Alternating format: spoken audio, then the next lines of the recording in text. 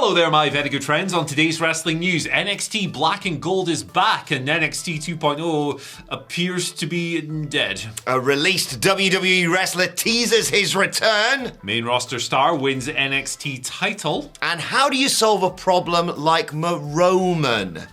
I'm Adam Wilborn. You told me that wasn't going to make me hate my life. And this is the news. And then you thought, I'm going to do it anyway. Exactly. Right, Black and Gold is back. All right, sort of, kind of, maybe. More gold now, hopefully. Gold and white, the logo is more, but yeah, no, it's clear what they're going for here.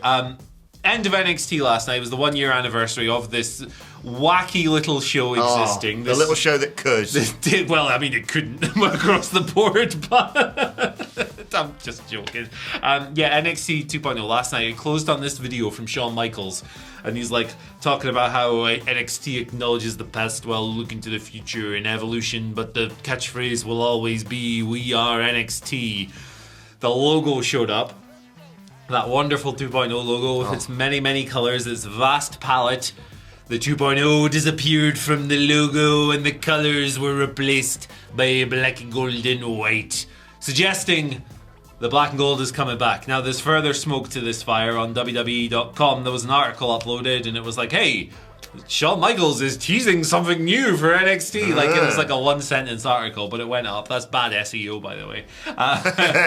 And then, there's also speculation stemming from the fact that WWE Tonight is actually pre-taping next week's episode of NXT. So, before they go live the following week. So, when your mind gets going, you might think maybe they're reconfiguring the arena or something like that. But hey, here we are.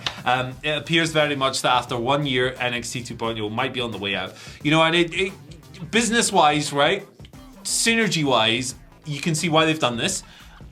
NXT 2.0 was created in order to facilitate an easier transition for wrestlers from this wacky world into Vince McMahon's wacky world on the main roster. You know what? These guys who are doing like an indie NXT style of wrestling going into this hey main roster product. Well, Vince is gone now. It's no longer his vision. It's now Triple H's vision on Raw and SmackDown. So it makes sense that he would want his developmental to closer resemble that. I don't have a dog in this fight. I don't care either way. As long as I get more great wrestling on my TV, who gives a damn? But, do your thing.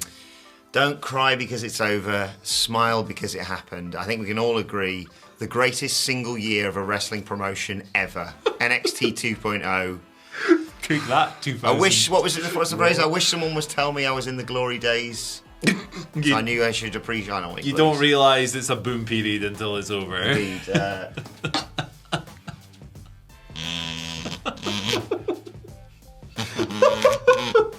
I was going to do a funeral march there. Instead, you stupid bastard. I will tip indeed my hat. That's the bad take hat, so it's quite ironic that you... The bad take hat is that we needed this bloody version of NXT back. Look, I think 2.0 has been absolutely bloody phenomenal. I thought it was a hell of a way to sign off if that is the end of 2.0 on last night's show. I had a great time watching it this morning. It's given me some of the best times, genuinely, at work. Talking about it with you guys, doing impressions on the stupid bloody podcast. Look, don't get me wrong, if you like quality wrestling, then it's probably going to be more of it on this version of NXT, and I get why they're doing it. Like you say, Andy, it's sort of a weird flip reverse where they were going to have to change the wacky guys on 2.0 into serious people for the main roster, whereas it used to be the other way around. But look, man, I loved NXT 2.0, and I just hope elements of it remain. Yeah, I mean, for me, right, 2.0, I'm not going to say it was a better or worse product. I think... I am. Better. Fair. But from a talking about it standpoint, it was a lot more interesting, wasn't it? But let's be honest, by the end of Black and Gold, it was dull. It was dingy in that crap CWC. I mentally checked out of NXT in about 2019, so it wasn't really my jam for a long time. I could watch it and go, I appreciate why people really enjoy this, but I had no investment in it. I didn't have any personal investment in NXT 2.0 either because there was no great wrestling on it. Okay, no is way too far. There was the occasional flashes, Carmelo Hayes banger or whatever, but for the most part it was good people learning their craft, which is why the show existed. So it's understandable that they weren't all that great in the ring, but for me, I like good wrestling. I'm not really celebrating a return to NXT Black and Gold if that's what we're getting, because it's not necessarily something I'm interested in. But yeah, that's my kind of sitting on the fence stance on this whole thing. Look, I'm intrigued to see what this version looks like. I hope they are, going to keep elements of the fun of NXT 2.0. Yeah, that was what was really missing. It should be fun. Wrestling should be fun at the end of it. And speaking of things that could be coming back from the old NXT, Biff Busick, the former Oni Lorcan in WWE, of course, has teased a return shortly after that new logo that we presumably have flashed up on screen at some point here was shared on the TV show. Biff tweeted that, presumably hinting for a possible return. Now, that's understandable. He was very looked after when he was on old NXT and Triple H was in charge. 153-day reign as NXT Tag Team Champions with Danny Burch. He was the original We The Ones, weren't they? Indeed, yes. He was, of course, granted his release after he requested it in November 2021. He's had a wild 2022, wrestling on the indies against the likes of Brody King, Kevin Blackwood, Wheeler Yuta, and nearly being murdered by Jon Moxley over WrestleMania weekend, if I remember correctly. I love Oni Lorcan. I'd love to see him back. Bittersweet feelings about this one for me, potentially. He had such a great indie run earlier this year against the names you've just mentioned. Like, the Brody King match might be my match of the year. But that doesn't really matter because it's his life and it's his career and it's his decision. Exactly. So, like, ultimately, I'm happy for the dude, landing another contract. Obviously, he feels like this might be a better situation for him now. So fair play. Can't disagree with this at all.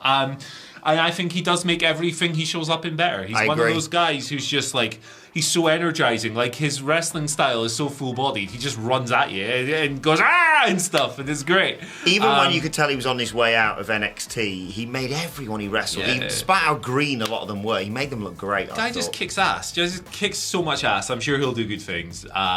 So yeah, there is a part of me that's like, oh man, I would have liked more cool, like, indie matches and stuff. But again, I'm not going to take that selfish standpoint with this. Exactly. Good for him. I hope he's getting a fat check, and I hope he feels creatively fulfilled. Indeed, we hope he's getting that money. Solo Sikoa. What a guy. Sikoa. Solo Bloodline. Another honorary use. So he's the NXT North American champion after last night's show. This was interesting. Carmelo Hayes was originally going to put the belt on the line against Wesley. Wesley got battered backstage by Carmelo. He got his head shot in a locker. He got his head kicked in, didn't he, by him and Trick Williams. They were in the ring and they were like, hey, listen, there's targets on my back. I'm the A-champ, all that stuff. Love Carmelo Hayes. Out comes Solo Sikoa, who's like, hey, I told you I got next. And he did get next because he beat his ass. It was like 10 minutes or so in the main event. It went into a bit of an overrun, actually, last night's NXT, which I always appreciated when they flipped the format a little bit. But Solo ended up winning with a Uranagi and then a Frog Splash. 1, 2, 3. Surprising result, perhaps. I thought it was quite weird that he kind of wrestled here as a babyface when he's obviously been mixing up as a heel in the Bloodline on the main roster. What? Well, I mean, that's Oni Lorcan's hand gesture. Oh, bollocks, yeah, sorry, Oni. I'm going to tweet about that later and get like lots of rage replies. Gimmick infringement. But yeah, there you go. Solo Sikoa, I think, he's always been one of the most complete guys on the NXT 2.0 roster. He's like streets ahead of like the rookies that they have there, because he's not a rookie. He was on the indie scene before. So I've been a big fan of his for ages. I think this is cool. I wonder if this maybe signifies Carmelo and Trick going to the main roster. That'd be cool. Yeah, I've got to say, I absolutely loved this as a closeout to last night's show. I thought it was brilliant because I thought against anyone he was going to face, despite the fact he's got hard, I didn't think Von Wagner was going to take the title. It was never going to be Von Wagner. Joe Gacy, we voted for him on the podcast, Von Wagner. Of course. He's got hard. Just missed out.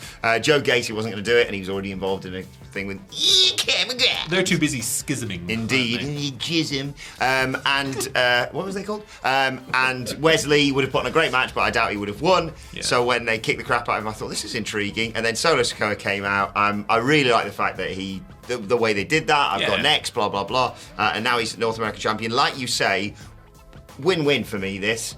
Either Melo and Trick move up to the main roster, or maybe you treat some SmackDown fans, of which they're like, 2.3 million now, to a little... Big number last week. Yeah, to a little Solo versus Melo match on the main roster for the North American Championship to show got some pretty bloody talented people down there in NXT. And Solo and Trick are such a good act. Not Solo and Trick. Yes. I've got the Trick's good with anyone, on the to wrong be side. fair. Trick and Mello are tremendous together. Like they had instant chemistry. Like Trick Williams has that kind of personality that just leaps off the screen straight away. So while he's not quite there between the ropes yet, I think he can be a TV star regardless. And if you want to have him training at the Performance Center while he's on SmackDown, just being great in his role.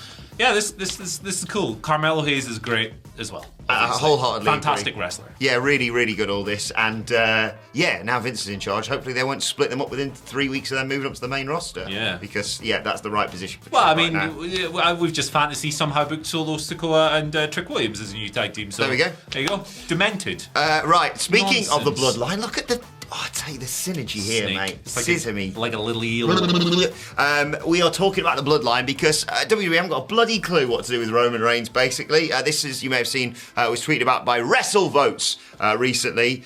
They don't really know how to sort the Undisputed Champions booking, basically. I'm just going to read the tweet from WrestleVotes. The situation with the world titles and Roman Reigns is complex, according to a source. They would like to go into Mania season and WrestleMania itself with 2 champions, but they also don't want Reigns losing at all prior. I'm told Triple H and co are open to things creatively here. Obviously, Reigns has held the Universal Championship for like over 2 years now. He won the WWE Championship from Brock at WrestleMania 38.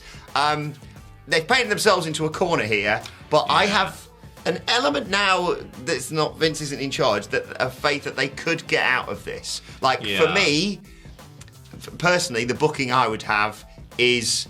I mean, the only way, me and Phil were talking about this yesterday, the only way you really do this is you have to have a triple threat for one of the belts, which is convoluted, but then you have one person pin another person, neither of which is Roman Reigns. Yeah. You get that title off that, and then you have Roman, obviously I'd have him hold the Universal Championship because that's the one he's held for longer, heading into WrestleMania. Whether you do that as a match against The Rock, or if it's me, I'd have Cody be the person to take the big title off Roman. But how are you feeling about all this? Seen all kinds of ideas, from like ladder matches where they both grab it, like 2 guys grab it at the same time holding a different belt and fall down to good, another wrestling tug of war. Yeah, like I'm not so much into that stuff. I think you should do something that's maybe a bit more decisive. So I like Will Washington's idea. Shouts to Will, one of the best follows on wrestling Twitter. One of the best Wills on wrestling, apart from Will Bourne. Oh, gee whiz. But yeah, Will's great and he's got good ideas. I think it was... I've lost my train of thought. Sorry, I'm throwing you completely there. You screwed me over there.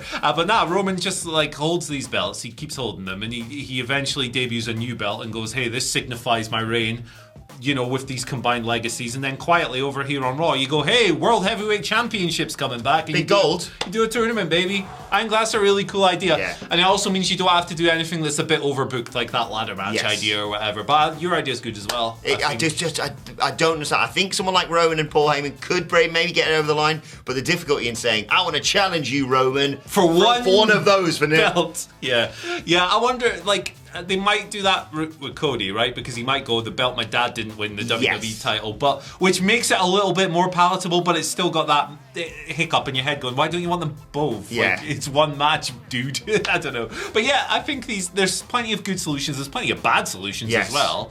But it's a tough balance, and I hope that they can solve it well. And if you're going to do Roman versus The Rock at WrestleMania, get the titles off him.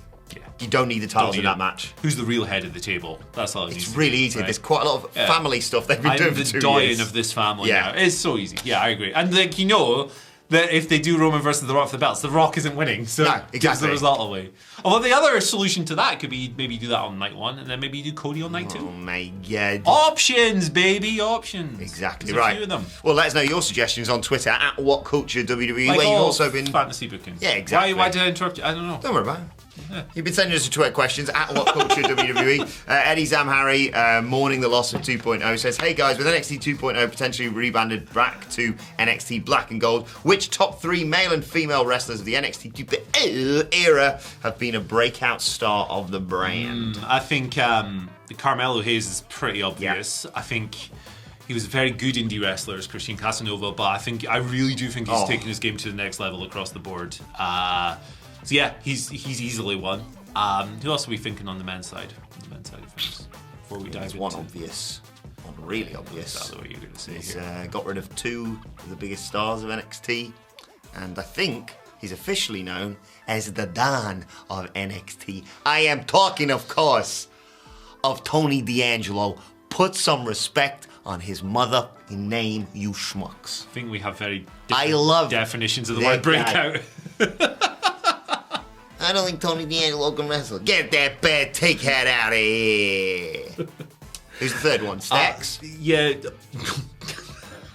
Braun? NXT Bodhi Wrestler of the Year? That's not him, but it's close to him. Braun or Solo. Yeah, I think they're both great. Yeah. Women's side, Roxanne Perez for sure. Yes, she's been great since you're right. She's fantastic. Kevin Estrada, as a gimmick, is amazing, but also as come on leaps and bounds, I think she's great. She's much improved. She's much improved between the rows. She's going to be a world champion, isn't she? Oh yeah, 100%. Like she's really, really good. She's her daddy is going to be so happy. I think like a lot of people would say like Cora Jade in terms of like she stands out more certainly than when she came in, and she's been given platforms and the heel turn and all of that. She's stuff. certainly broken the board, broken the mold. Sorry, I think she's still putting a lot of the pieces together. So I'm not really gonna say I think she's a future megastar or anything. I'm kind of drawing a blank on other ones. Really. Nikita Lyons. She's caught my eye on NXT. Clearly been positioned as someone like they want to push. Like she's had so many opportunities in matches. She squashed a lot of people. She had the Lash Legend feud, which was match quality wise. It was what it was. Yeah. I mean, she's someone they're clearly going to make like a champion of some And we were talking before this about people with potential. So people like Ivy Nile. They're not broken out yet, but they've certainly got Ivy Nile great potential. looks like she. Like I'm a sucker for any kind of like serious jock persona in wrestling. So God, we forgot to mention the locker room leader, Sanga. the advice giver. Right, let's move on to the second question. What you need to do to write your call, Ric Flair. You've also. I've turned massively babyface on Hank after last night's show. Hank the security guard. I was like, what, you just walk around and call people pricks? I'm not sure about this. And then last night I was like, well, I love you. I think I have a hang-up on Hank because the security guy from The Office is called Hank, isn't he? Oh, so every time I'm like, where is that where this has come from? What's going on? They've just got the name. So yeah, I immediately start doing Nardog stuff in my head, going, William Doolittle at your service and all that stuff. I go back to the episode where he had to kick Michael out of the office when he quit and stuff. And he's like, come on, man, stop being a fanny. Shouts to all the Hanks out there. Yes. Yeah. I'm going to beer you this second question. Jake, who says, with Jamie and Britt beefing, could we see a full face turn for Jamie Hayter soon? And if so, do you think she could be the powerhouse to dethrone Jade Cargill? Powerhouse. Yeah, I think that's the direction they're heading in. Seems logical to keep Britt as kind of like smarmy heel. She's really good at it. It's her best. Yeah. It's her best character and her best role. I know for a while it looked like maybe we should turn her babyface, but I think on her current trajectory, staying heel's fine. Yeah, I think that's probably the route. It's a good option as well because if you remove Jamie from the women's world title scene for a while, she kind of has intermingling history with the players in that scene, and you can revisit that later. Yeah. Do something cool with Jade. She's someone who physically, like, believably can stand up to Jade because Jade is like a powerhouse herself. And yeah, I think Jamie Hayter's awesome. She's been so good. One of my favorite people to watch in AEW, and she deserves all the belts. I am with the Puroresu Flosion Twitter account, who's been standing hard for Jamie getting some gold recently. Quite right. So there you go. Final question isn't really a question, more of a sort of pitch from Tim the Goat King. All right. Who's earned his title with this suggestion. Being the Elite, of course, has gone on a bit of hiatus. All right. I don't know if that's the quite right way to pronounce hiatus. it. Yeah, recently. So there's a bit of a gap in the schedule, a bit of a space in the market. Tim the Goat King has pitched just a taste with 2.0. Absolutely. Exactly the new Want a shot taste? Andy. Cooking show. Even just the GIF that he shared with this makes me think, yep, absolutely. I can hear that GIF. Daddy Magic, Cool Hand Ange, give them 20 minutes on YouTube every week. They used to do a great show back in the day when they were on 2.0, but they're on when they were 2.0 and they were on NXT. They're lovely guys. I'd love to interview them again. Get in touch, Daddy. Get them in. I'd love to chat to them again. They're wildly entertaining. They're so much fun. They're just lovely blokes. They're so great. They should be on every TV show that's ever existed. This idea obviously rules. Do it immediately. Did you see them on RG City's? No, have they done that? Oh, check that out. God. It's like that show for me is that it's like it peaks when they get someone really grumpy on it. Yes. Like the Eddie Kingston episode is great. It's so funny.